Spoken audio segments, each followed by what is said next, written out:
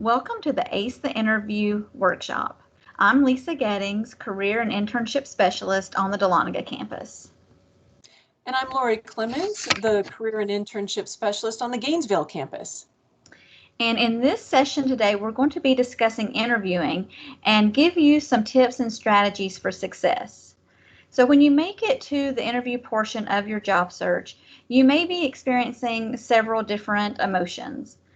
First, you may be excited because you made it through the resume screening and the employer likes what they see and they want to talk with you and get to know you better.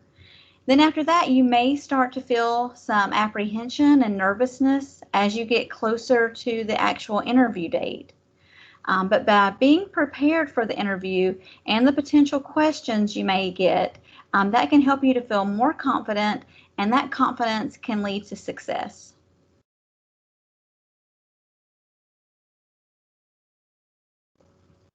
So we've taken the interview process and we've broken it down into 3 phases.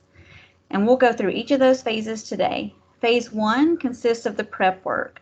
So this is the research, the preparing what you're going to wear, finding out where the location is. This is all of those details that you're going to take care of before the actual interview date. Then we'll move into phase 2, which is kind of the bulk of the interview. That's the information exchange. That's where you're going to be receiving questions and you're going to be pulling examples and stories from your experience to illustrate how you are going to be a good fit for this position.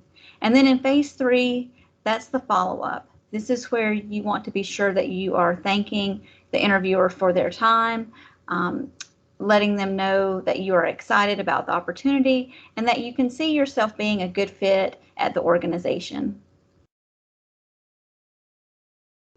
Okay, so phase 1, all that preparation work to get you ready so that you can be absolutely as perfect as you can be on the day of the interview. The interview is what is going to either get you the job or not get you the job often. So we want to make sure that you do everything within your power so that you're well prepared, can answer the questions, and you don't have as much nervousness and be a little bit more confident when you're walking into that interview. One of the things to keep in mind in order to be successful for your interview is to really do a lot of research. You may have done research when you were writing your resume, but now it's time to dig a little bit deeper, talk to your network, ask career services, talk to your friends and family. Does anyone know anything about that company? Do they know someone in that company that you can talk to learn a little bit more about what to expect, what the management style is like, what's the culture like in the organization, what do they value, and then really try to think about what skills really fit within that position as well as the company as a whole. And that way you can start to think about what are some examples that you can give during the interview that will fit with what the employer is looking for in terms of that job announcement, and really match up those skill sets and those experiences and accomplishments so that the employer can see you as already a part of their team and someone who really brings a lot of value to their organization. Also, when you do this research, it helps to really demonstrate your interest in the position. Often, some of the first questions you may be asked are, why are you interested in this position? What do you know about our company? And by doing this research, you're able to easily answer these questions, and the employer thinks, wow, this person really wants to work here. They really want to be a part of our team. They've taken that extra time to research who we are and understand our products and our services, whereas there are a lot of candidates who don't take the time to do this. And so when you do research, that already sets you apart from the competition and sets that interview off on the right foot and makes a really good positive impression. So what you should research, you should look at the company mission statement, their products and services, understand really who they are, what it is that they do, who do they work with, even who are their competitors, and also look at the size and the location of the organization. You may want to be in a company where it's a small almost like a family feel to that organization where you know everyone. You don't feel like you're just kind of lost in a sea of people. However, that may limit your career opportunities within that organization. And for some of you, that may not be the right fit. You might be looking for an organization that will meet your career needs and your goals. And you say, you know what, I really want an organization that's much larger and has the opportunity to grow and to maybe move to other locations. And that's something that may be important. If you're not interested in moving and you go with a larger company and they say, well, in order to get promoted, you need to relocate, that may not be something that's the right work environment for you. And so those are some things to consider when you're doing this research on the company. You also want to understand what the culture and the values are for that particular company. If you value a company that allows you time off, allows you to work from home, those are things that you want to look for. However, if a company doesn't fit the values that you have, that's when you may find yourself going to work every day and not being very happy. And that's why it's so important to really understand how that company functions so that you know if that's the right work environment for you. So as you're preparing and doing this research, one of the things you really want to do is drive to the interview site a few days prior if you're able. This helps you to find parking, understand the traffic patterns. If you can, try to drive to that location during the time that you will be having your interview. So you'll know, is there a lot of traffic? Is there construction going on? Should you leave the house earlier that day? And that way you don't find yourself late, getting lost. I know for myself, I always drive and find some place where I can maybe stop, maybe fix my hair, put on my jacket, and then drive to the interview site, refreshed and ready to go right as I walk in the door. And some of the things you want to prepare ahead of time is basically a portfolio for yourself. Now, this may not be a portfolio that you are giving work examples. It could be, depending on your career field, if you're going into some kind of graphic design, maybe you need writing samples if you're going into public relations or journalism. But what I mean by a portfolio is really a notebook for yourself that has extra copies of your resume, maybe some letters of recommendation, your references, so that way during the interview, if they ask you for your references, you can hand those over to them. You do want to also make sure you have a pad of paper in there, so if you need to take any notes, and also have questions already prepared for the interviewer as well, which we'll get into a little bit later. Make sure you have a nice pen with you, so test it out, make sure it writes, and that way you are all set for the day of the event, ready to go. You may already be nervous, so we need to try to find ways to help not be so nervous. And by preparing in advance, you won't be running around the house trying to find these things at the last minute, running late for your interview. We definitely don't want to start off the interview on a bad note. So by having all of these things well in advance, you'll help calm your nerves and get ready for the big day. And appearance does matter. It helps to demonstrate if you really understand that company. Who are they? What is their culture? And when you're doing your research, you need to ask yourself, is that the kind of work environment that I want to be in? Do I want to be in a work environment where I am expected to wear a suit every day, where I need to make sure that I have certain kind of jewelry or not? I know when I worked for Walt Disney World a while back, I had to have earrings that were a certain size, and I couldn't wear bracelets because I worked on the front lines with all the rides and with all the people, and we didn't want anything getting caught. So there were certain restrictions on what I could and could not wear. And those are some things that you can find out when you're doing your research. And that way you can ask yourself, is that the kind of environment that I want to be in? Or are you looking for a more relaxed environment where you can either work from home, wear jeans and a t-shirt? Basically, what is important to you when it comes to going to work every day? And again, it helps you to figure out if you are really interested in this company, and it helps the company to understand that, gosh, you took that time to do the research, and you're making a really good first impression, because they'll make an impression within the first few seconds that you even just pull into the parking lot and walk through the front doors. So you want them to already be thinking, wow, this is a great candidate. We can't wait to talk to this person. So some of these outfits that I'm going to be showing you on these next few slides are going to be for the majority circumstances you may encounter when it comes to interviews. Again, doing your research, you may find that wearing a suit is maybe too dressed up. Other times you will find that a suit is perfectly appropriate, but that's why you need to do your research. So these next few slides, you're going to see probably about 90% of what you're going to encounter when it comes to the expectations for an interview. Now, for both men and women, you usually want to stay very conservative and traditional with the colors. Blacks, charcoal grays, navy blues. You can use color, but you want to keep it very limited. The reason being is you don't want your outfit to stand out in a way that distracts from your accomplishments and your experience and your skills. You really want them to focus on what you have to offer and not so much on the outfit itself. And so you want to keep everything pretty much to a minimal. For both men and women, make sure you have your hair back out of your face so it's not distracting you and you're messing with your hair. We don't want to be doing that.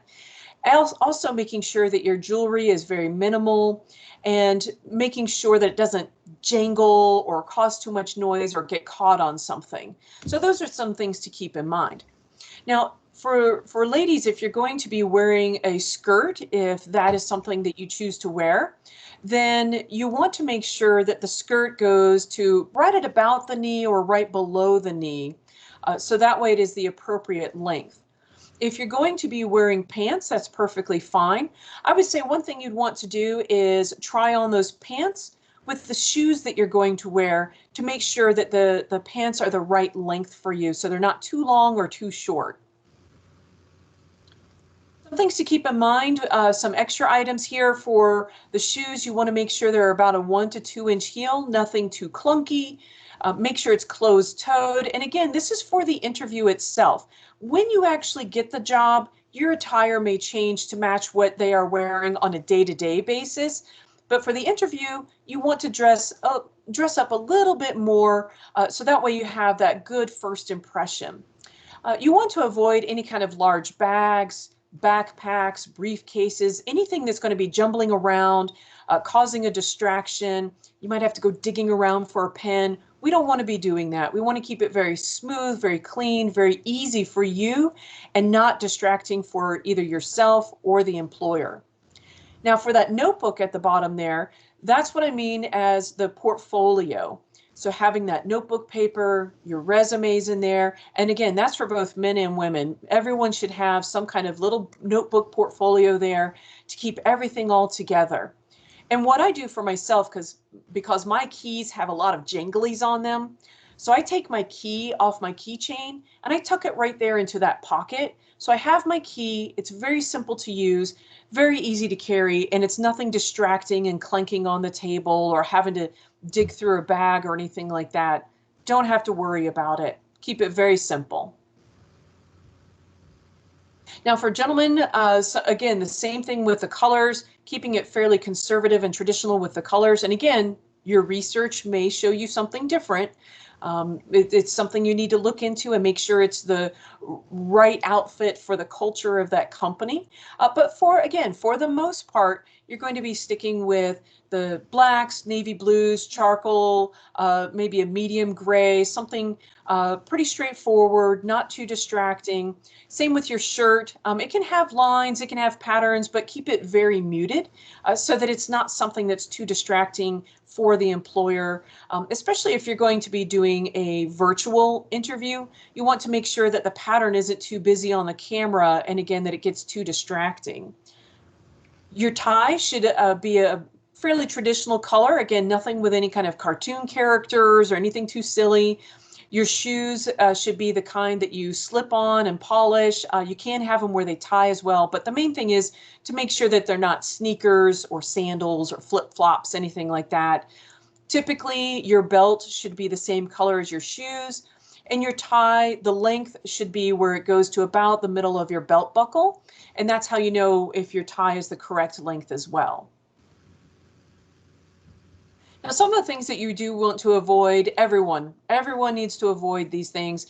Making sure there's nothing in your mouth, such as mints, gum, I hope not food. Those kind of things that you need to make sure that aren't distracting. It's not going to be something that makes you look unprepared. Keeping your cell phone either completely silent or off, or just locking it in your car so that you're not sitting there scrolling or getting phone calls in the middle of the interview. I've had that happen where the candidate had the phone ring right in the middle of the interview, and it just completely interrupts the flow of conversation, and it's very distracting. And so you want to make sure that you limit your distractions as much as possible.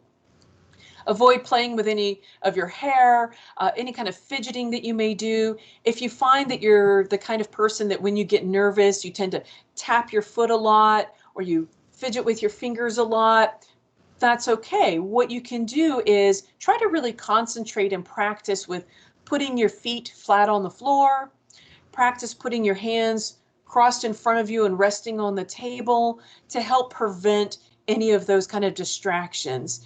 And if you want to have some practice because maybe you don't notice that you have some of those fidgeting habits, that's okay. Career Services can work with you, and we can schedule an appointment with you to do a lot of that interview practice. You do want to also avoid any kind of heavy perfumes, colognes, aftershaves, any kind of very strong smell. There are people with a lot of strong allergies or sensitivities to smells. And if you're in a small enclosed room, especially, that's when you need to make sure that maybe I need to not wear that today, because it could really irritate someone and cause them some sinus issues or a headache. And again, you don't want them to remember you because you smelled like too much perfume or too much aftershave. You want them to remember you for your skills and your accomplishments. Okay, so now moving into phase 2, which is going to be the information exchange. And like I mentioned earlier, this is where the employer is going to be asking questions, and you are going to be going through and gathering your stories and thinking about, what examples from your experience will best illustrate the skills and the value that you're going to be bringing to this position. And so there are ways to prepare for that, and we're going to go through some of those typically asked questions and types of questions.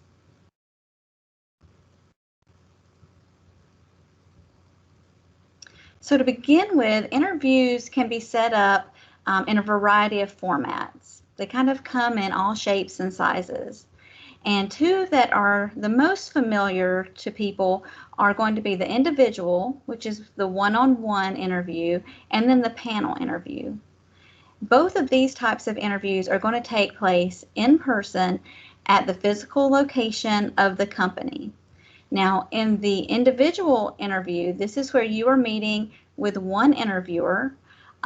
It gives you the opportunity to develop more of a relationship and a rapport with that person. So a lot of times in these situations, your nerves kind of go down. You're getting to know this person, but you do have to be a little careful because you don't want to forget that you are in an interview, and you don't want to go too casual. You've got to remind yourself that, I'm interviewing for this position. Me and, the interviewer, you may have a lot in common. However, stay on your toes and remember that, your objective is to get this job.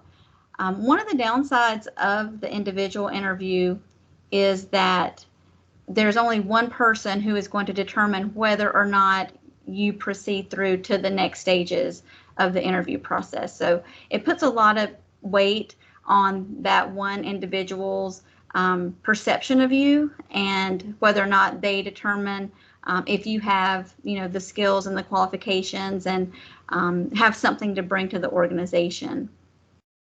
Now, the other type of interview is going to be a panel interview, and this is where you are sitting down with more than one person.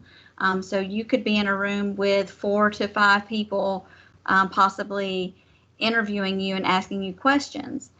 In this situation, generally the way it works is that each person will take a turn asking a question, and you have to be mindful to make eye contact and include everyone that is in the room in your answer. So you want to make sure that you're addressing the room, and the best way to do that is to make eye contact with the person who asked you the question. When you first start to answer, maintain eye contact with them. But then as you move through your answer, make sure that you are making eye contact with the rest of the individuals at the table. In these situations, I think your nerves may be a little bit higher because you are meeting with several people rather than just one.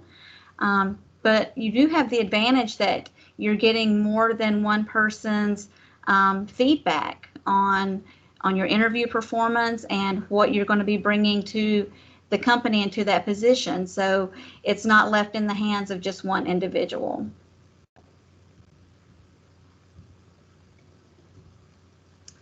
Employers also like to use phone and video interviews to be able to connect with candidates in situations where an in-person meeting is not possible, or where a remote interview might be more cost effective or could reduce the amount of travel that either the candidate or the interviewer may have to have. So a lot of employers will tend to go to these types of interviews as maybe like a first round interview, a chance to screen and narrow down the candidate pool before they move into more of the in-person interviews. And we're actually right now we're seeing a lot more of the virtual interviews. Employers are getting used to this technology. So, in the past, let's say 6 months ago, virtual interviews were used by some employers, but now we see it a lot more. And I think because the employers have become used to the technology, we're going to see that increase more and more as we go forward. But some things to keep in mind, we'll start with the phone interview. If you have a phone interview scheduled, make sure that you are in a quiet location at the scheduled time. If you're going to be at home or at your apartment, let your roommates or family members know, I have an interview, I'm going to need to be in a quiet area. If for some reason the interviewer does not call at the designated time that you set up, I recommend waiting about 5 minutes and then calling the company or that interviewer back if you have their contact information, just to make sure that there wasn't a miscommunication and who was to call who.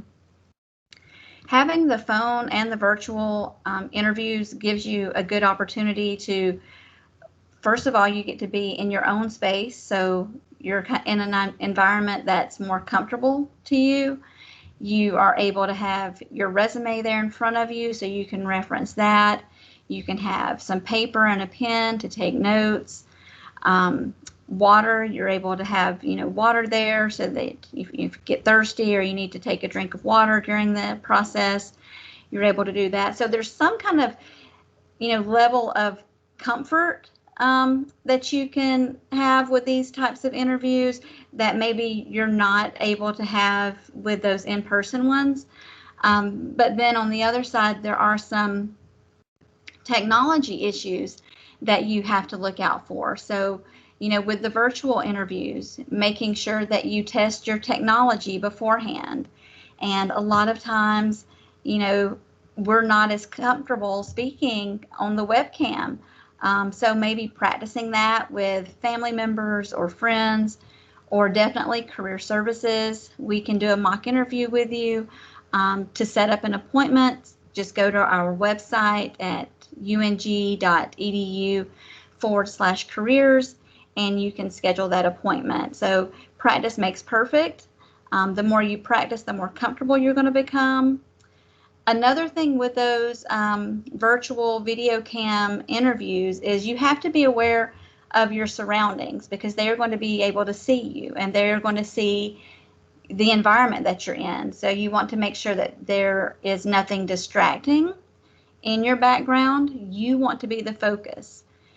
In this process, you are trying to sell and promote yourself. So we need the employer's attention to be focused on you and not trying to figure out, like, what is that picture behind them, or what are those books over there on the wall?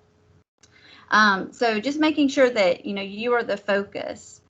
Again, cut out as much noise and distraction as you can. So if you have pets, put your pets away.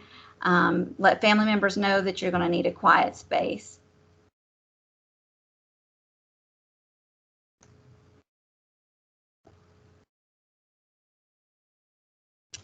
And then just some kind of reminders about when you arrive for the interview. A lot of people don't realize, but the interview actually begins as soon as you arrive on the property. So as soon as you pull up, you need to be in interview mode. And you always want to arrive 10 to 15 minutes early, and you want to be respectful of your interviewer's time. So you don't want to arrive any earlier than 15 minutes because more than likely they have a schedule and they're interviewing multiple people.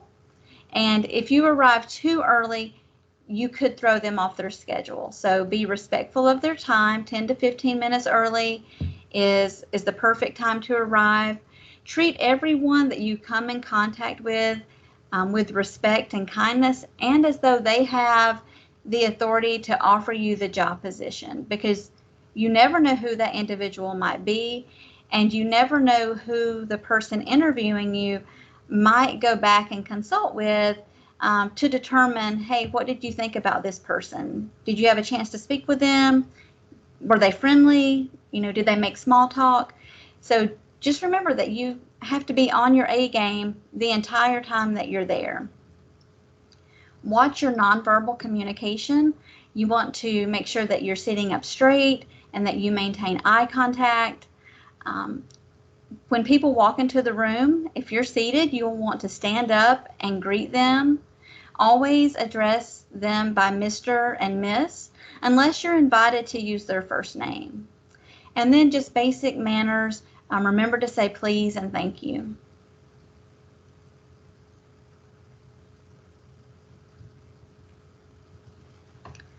So as you go into the interview process, you know that you're going to be asked multiple questions.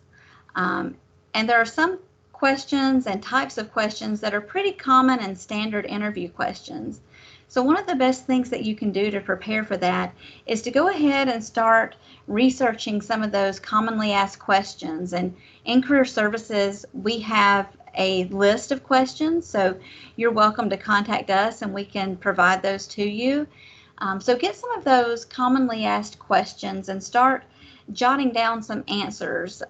Start collecting your stories and thinking about examples from your involvement and from past work experience that you can use to answer questions.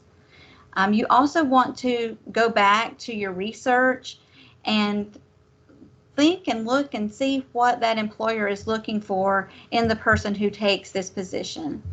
So if they're looking for someone to maybe develop a marketing plan for a new product that they're rolling out, and you've had a similar experience at another employer, and maybe even in a different industry, but it was still that same basic process that you went through of developing a marketing plan, then you want to be sure that somewhere in the interview, for some question that they ask, that you're able to weave in that example of a previous experience. And then again, like I mentioned, practice makes perfect. And the more you practice answering these questions, the more comfortable you'll be.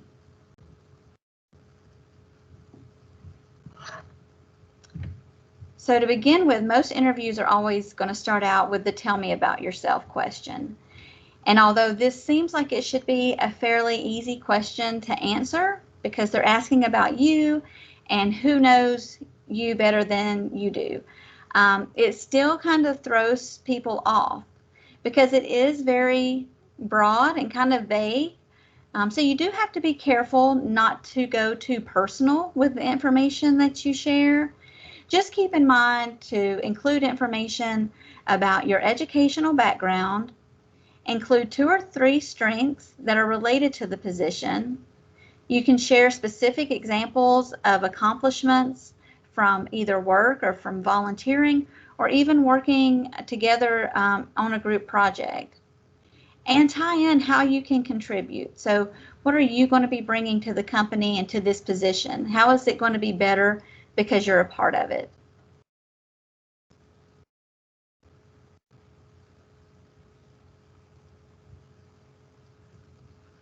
Employers really like to ask about the strengths and the weaknesses. So these are 2 common questions that you will probably run into. So they may ask, what are your greatest strengths? Or, what are some strengths that you will bring to this position?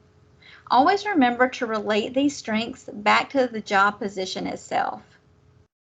Don't fall into the trap of just kind of doing a laundry list of strengths and list out, 3 or 4 qualities or attributes about yourself without backing those up. Always provide examples that illustrate how you have used that strength in the past in a previous position. That just gives that a little extra weight and makes it a little more meaningful and believable and concrete. Then employers like to ask about your weaknesses or an area that you need to improve. So when you're asked that, it's always a difficult one to answer because here we are, we're in a job interview, we really want this job, and now they want us to talk about something that maybe we're not good at or that it's a time we made up or messed up or made a mistake. So it tends to throw people, but the best way to approach it is to just identify something that is not critical for the job itself. So if in the job description it asks for someone who has a high proficiency level using Microsoft Excel, then you wouldn't want to use Excel as your weakness or your area that you need to improve. You would want to try to think of something else that maybe you truly struggled with in the past, but that you've overcome. And one way that you can go about phrasing that answer is to start off with, in the past, I struggled with, and then fill in the blank. And then take it a step further and include some things that you have done to help you improve or overcome that area.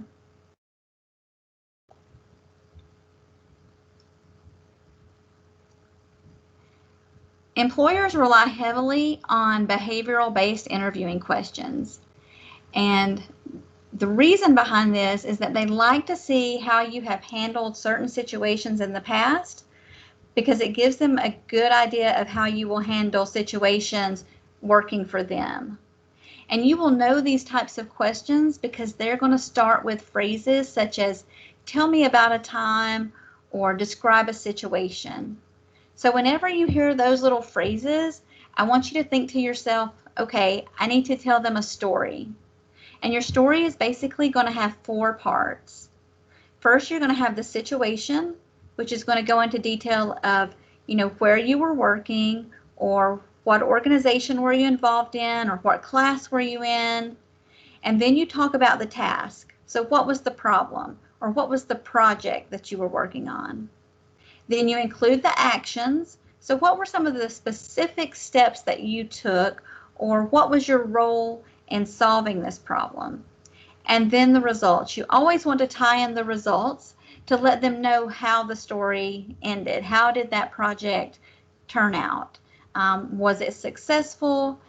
Even if it wasn't successful, because a lot of times we try new projects or we're a part of a new initiative, that maybe it doesn't work out. And that's okay.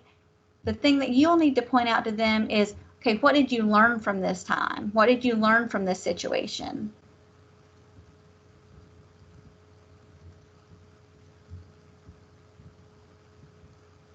And when we take those 4 pieces, the situation, the task, the action, and the result, we call that the STAR response. So having those 4 pieces in your answer to the behavioral questions should give you a well-rounded story with all of the little bits that that employer would be looking for. And so here's an example of a response using the STAR method. So when I was an intern at AT&T, I participated in research regarding user behavior and marketing strategies to reach various demographics. So there we have the situation covered and the task. I worked with a team of 4 interns and 2 staff members, collecting data, brainstorming solutions, and completing multiple assignments for my professor. There you've gone into the specific actions that you took while working on this project. This research project resulted in a better understanding of how companies gain an understanding of customers, and I learned how to develop sound research in this field. So there you've included the results. So this is a good example of how to use that STAR response when answering those behavior questions.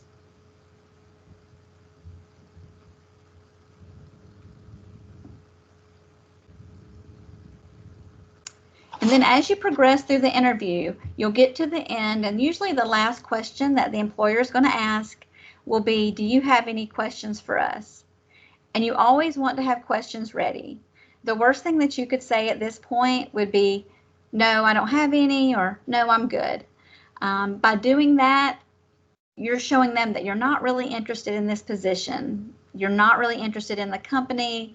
You haven't thought deeply about the role that you'll play if you were to get this position.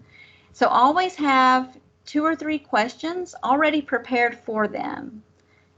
You can jot them down on the paper that you're going to be bringing in with you for the interview. So when you have your notes, just go ahead and have those questions jotted down. Make sure that the questions that you come up with are not questions that you can find the answers to right on their website. That'll make it look like you haven't done any research. So here are some examples of questions that you can bring in with you for your interview. You can ask the interviewer, how long have you been with the company? Or what is your favorite thing about working for this company? What was the last big achievement that was celebrated? Or how do you measure success and over what time frame? So you can see from some of these sample questions that we have here that they're questions that cause you to think a little deeper, and questions that a lot of times you would not be able to get the answer from anyone else other than someone who works with that organization.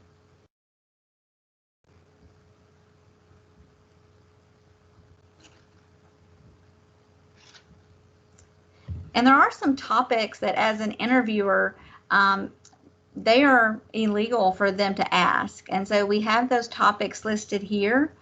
And most interviewers and recruiters have been trained and they know not to ask candidates questions in these areas.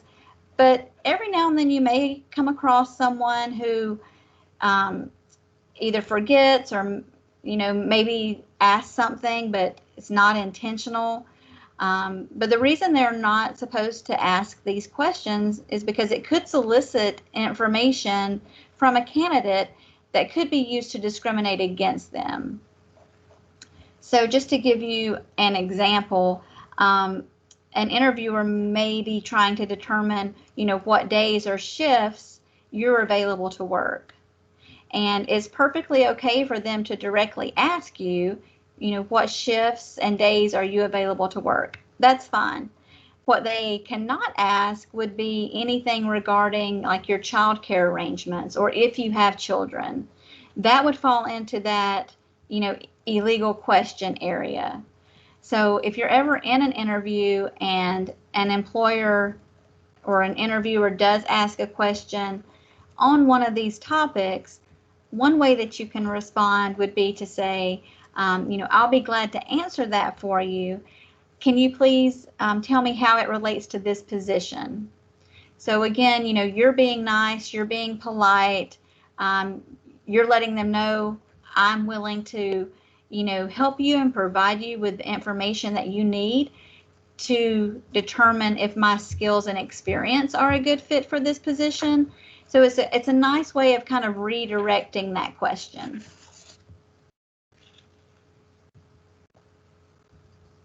And so phase 3, the follow-up. So there are some things that you want to do after the interview to help evaluate what's going on, how well did you do, and make sure the employer really understands that you are interested in this position and you can't wait to join their team. One of the things you can do, and that we highly recommend, is to write a nice thank you note after the interview. This lets the hiring manager understand that you are really enthusiastic about the position. It also gives you an opportunity to go back and write about some of those areas that maybe you've talked about a lot during the interview, or maybe your mind went blank on one of the questions. And after the interview, that's when you think of the perfect response. So use that thank you note as an opportunity to address maybe some issues that you didn't get to in the interview, or just to reemphasize your interest in joining their team. You can do an email thank you. That's perfectly fine. However, another way to stand out amongst all the crowd and making sure that your name is right at the top of their list is you can actually write a physical thank you note, put it in the mail, and now they have two thank you notes, one through email that they can see right away, and then the nice thank you note that is on a really nice card, um, you know, fairly plain. We don't want glitter and sequins all over our card, right? We want just a nice plain thank you card where you can write in some of your information. I know for myself, my handwriting is not the best, so I always practice what I want to handwrite first and then write it nice and slow on the actual thank you note. So you might want to try that if your handwriting isn't the neatest, and that's okay. One thing you can do is take those thank you cards with you to the interview. You don't want to have them pre-written out because you don't know what you're going to be discussing during the interview. But what you want to do is after the interview, maybe go to a nearby place that's nice and quiet, whether it's a library or a coffee shop or even just in your car, someplace where you can have something to write on and write out that thank you note, already have the stamps with you, and put it in the mail as soon as possible. So that way it will arrive within a couple of days. And that will follow, of course, your email thank you that you can maybe do later that day. And again, that's just another way to really emphasize your interest in that position. And since so few people write these thank you notes, again, it's another way to stand out from the competition. In addition to the thank you note for yourself, you want to take time to really evaluate how you did during the interview. Did you come up with the responses you were hoping for? Did you remember what you had practiced? Do you feel comfortable with the company? Maybe they looked really good on paper and on their website, but once you got there, maybe you thought, well, this isn't really quite the right work environment for me. Maybe it's too rushed. Maybe there are too many people or not enough work, whatever it is that makes you feel like I'm not so sure about this. Really listen to your instincts and think about what is it that you liked, what is it you didn't like, if anything, and evaluate, okay, maybe if I didn't do a good job on the interview, maybe you left thinking, oh, I could have done better. Well, what could you have done better? Could you have prepared more? Could you have practiced the questions more? What can you do to improve? And there are times where you may not get the job, and it can be very frustrating. Again, analyzing what you did is perfectly fine. We encourage it, but you don't want to overanalyze. There may be times where the reason why you did not get the position has absolutely nothing to do with you. They may have already had an internal candidate in mind. Maybe they got a budget cut and they decided not to fill the position at all. There is a lot that's going on behind the scenes, and you may not know what that is. And so it may not have anything to do with you. You may have done all the preparation and answered very well and got along great with everyone in the interview, and it still may not work out. And that happens. And it's disappointing. You may be hurt. You may be angry. The main thing is to not stay in that negative space. It is perfectly fine to ask the person who interviewed you, how did you do in terms of what their expectations were? How could you improve? What are some ways that you can maybe get the right skill sets or answer something better? Some employers are perfectly fine with giving you this feedback, and some are not. Maybe they just don't feel comfortable. There might be legal issues involved. So when you do reach out, make sure you reach out in a nice way where you're thanking them for their time and their consideration. Sorry it didn't work out for this opportunity. However, can they please provide you with some feedback so that you can improve on your interview, and hopefully something will open in the future that will be a better match for you and the company. Always keep those doors open. Don't burn any bridges. You want to make sure that if you are hurt, you don't let them know. That's when you talk to career services, friends, family members, and also stay active. Find something to do, whether it's do your hobby, exercise, go out for a walk, whatever it is that makes you happy. Volunteer. Volunteering is a great way to maintain your skills, maintain your resume, maintain your network, learn something new, and keeps you very active. So you're not focused on, oh no, I didn't get the job. And there have been times where I did not get the job for a variety of reasons. And it actually turned out to be a good thing. There were times where I did not get the job. I was very upset about it, but something even better came along later on. And I was so grateful that I didn't get that job. I may have been stuck in something that I would not have liked or that I would not have enjoyed. And I ended up finding something even better. So make sure you talk to your network, talk to career services, let them know that that job did not work out, but you're still looking. And make sure you keep applying. Don't apply, wait to hear back.